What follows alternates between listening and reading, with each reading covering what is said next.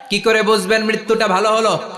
এক নাম্বার আলামত আন-নুতকু বিশ-শাহাদা, মরার আগে আওয়াজ করে জিকির করে কেউ যদি পড়তে পারে লা ইলাহা ইল্লাল্লাহু মুহাম্মাদুর রাসূলুল্লাহ সাল্লাল্লাহু, এটা হচ্ছে আলামাতু হুসনিল খাতিমা।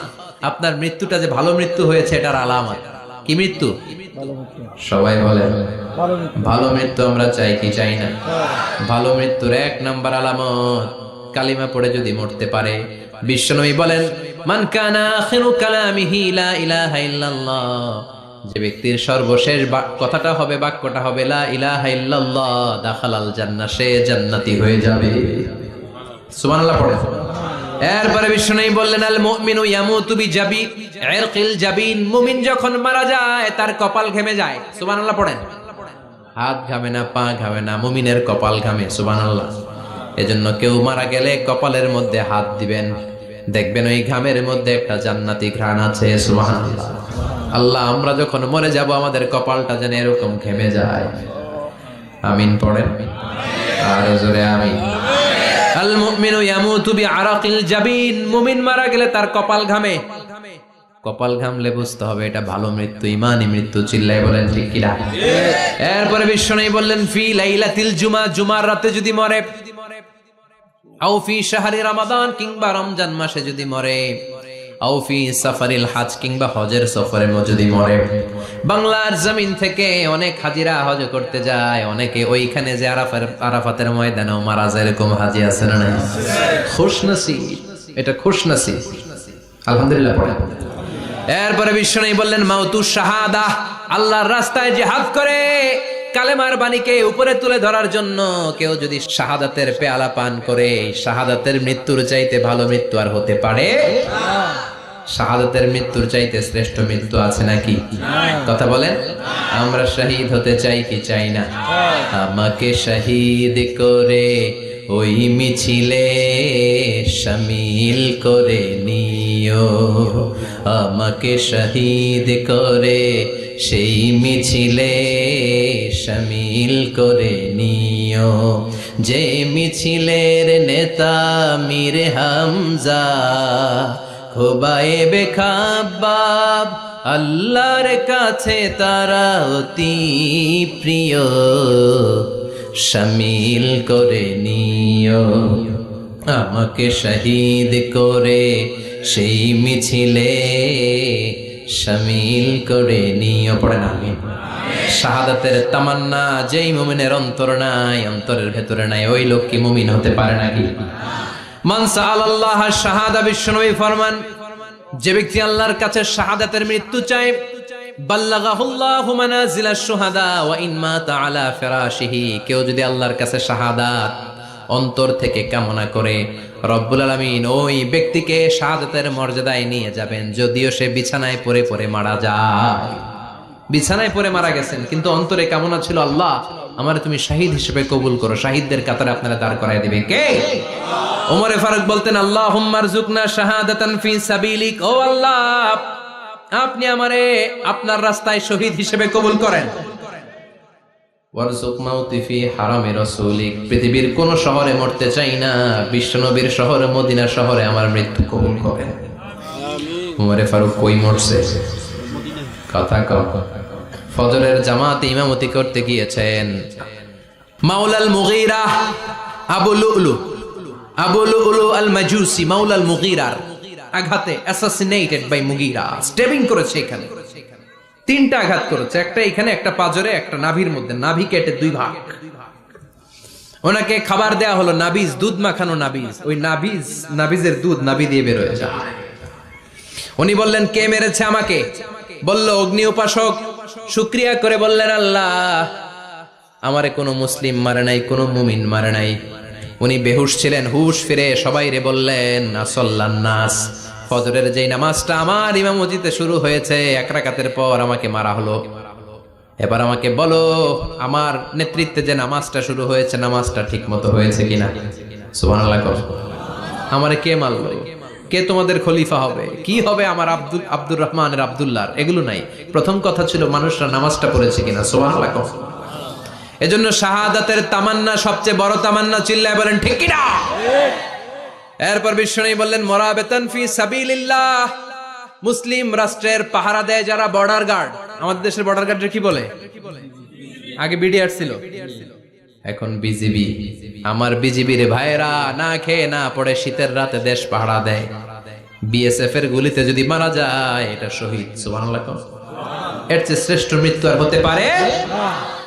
এরপর আল মাউতু আলা আমালিন সালেহ, কোন ভালো কাজের উপর মরণ। নামাজে সেজদা দিয়েছে, সেজদা অবস্থায় অনেকে চলে যায়, এরকম আছে না নাই? তাহাজ্জুদের যায় নামাজে মরণ দিও প্রভু আমায়, একামতে দিনের কাজে কবুল করে নিও আমায়। পড়েন আমিন। তাহাজ্জুদের যায় নামাজে যেন আমাদের মরণ হয়, পড়েন আমিন। রোজা অবস্থায় মারা যাওয়া, নেক আমল অবস্থায় মারা যাওয়া, এগুলো হচ্ছে আলামাত হুসনিল খাতিমা। আপনার শেষটা, বিদায়টা, মৃত্যুটা যে ভালো হয়েছে তার আলামত। আল্লাহ এই যে কথাগুলো বললাম, শ্রেষ্ঠ শ্রেষ্ঠ মৃত্যু, আমাদের মৃত্যুগুলো ওইরকম করে দিও। চিৎকার করে পড়েন আমিন, আওয়াজ করে পড়েন আমিন। এবার আলামাত সুইল খাতিমা, কিছু মৃত্যুর আলামত আছে, এটাই প্রমাণ করে এটা ভালো মৃত্যু নয়, এরকম আলামত আছে না নাই? এক নম্বরে হলো আল ইন্তিহার, আত্মহত্যার মৃত্যু। সমাজে আছে না নাই? উখিয়াতে তো নাই না? এদিকেও মরে, কি জন্য? কেন মরে? হ্যাঁ, বয়ফ্রেন্ড গালি দিছে এজন্য? হ্যাঁ, মান কাতালা নাফসাহু বিশাইইন উযযিবা বিহি ইয়াউমাল কিয়ামা, যে জিনিস দিয়ে যে যাকে মেরেছে, আত্মহত্যা করেছে, সুইসাইড করেছে, কিয়ামতের দিন ওই জিনিস দিয়ে সে তাকে মারবে, এটাই হবে তার শাস্তি। ওড়না পেঁচিয়ে যারা আত্মহত্যা করলো ওর শাস্তি ওড়না পেঁচানো। বিষ খেয়ে যারা মারা গেল তার শাস্তি জাহান্নামের বিষ খাবে আর চিৎকার করবে। ছুরি ঢুকিয়ে যারা মারা গেল জাহান্নামের আগুনে ঝলসানো ছুরি শুধু ঢুকাবে। আল্লাহ আত্মহত্যা থেকে বাংলাদেশে বাঁচাও, আমাদের ছেলে মেয়েগুলারে বাঁচাও। চিৎকার দিয়ে বলেন আমিন। আত-তাআক্কুদ ফিল লিসান ফি লা ইলাহা ইল্লাল্লাহ, আজীবন কালেমা পড়ে নাই, আজীবন কালেমারে বাস দিয়েছে, এখন মরার সময় সবাই কয় কলমা পড়েন, কলমা পড়েন। এখন পড়তে চায় মাগার মুখ দিয়া বাইর হয় না, আছে না নাই? এরকম ডাকায় দুখিয়াতে নাই, কলমা পড়তে পারে না, আটকায় যায়, মরে গেছে। এই মৃত্যুটা কি ভালো?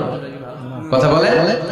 ফি হালাতি শুরব, অনেকে মদ খাইতে খাইতে মরে, আছে না নাই? জুলুম করতে করতে মরে, আছে না নাই? অন্যের জায়গা দখল করে মরে, এরকম আছে না নাই?